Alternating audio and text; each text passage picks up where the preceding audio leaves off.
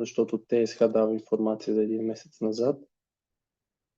И нормалната стойност е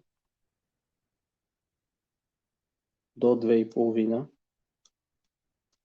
Не мога да кажа дали диагнозата е болест на Хашимото, въпреки че виждам, че автоматизацията е добавила тази диагноза.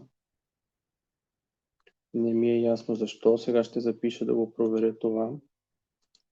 Ако пациента може да сподели дали е имал някога правена ехография в миналото или биопсия, които да наклонят везните за болест на Хашимото, но на този етап бих казал само, че е хипотериодизъм на базата на това, което има. Определено тези оплаквания тук, които са свързани с храносмилането, особено тези в началото, ще му нарушават качеството на живот преди, по време и след храна. Да, значи автоматизацията се е объркала. Аз ще проверя защо така се е получило. Даже вече си записвам.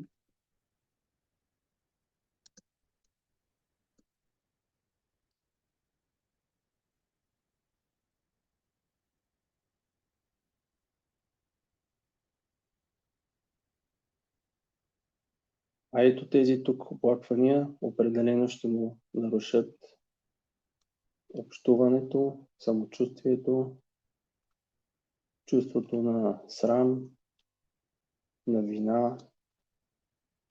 Това тук ще му наруши съня. Общо взето виждате една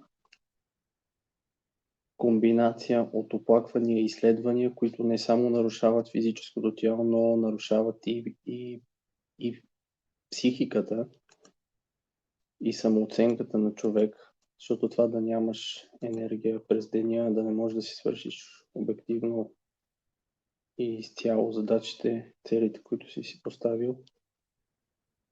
Тук гледам, че има и визуални оплаквания.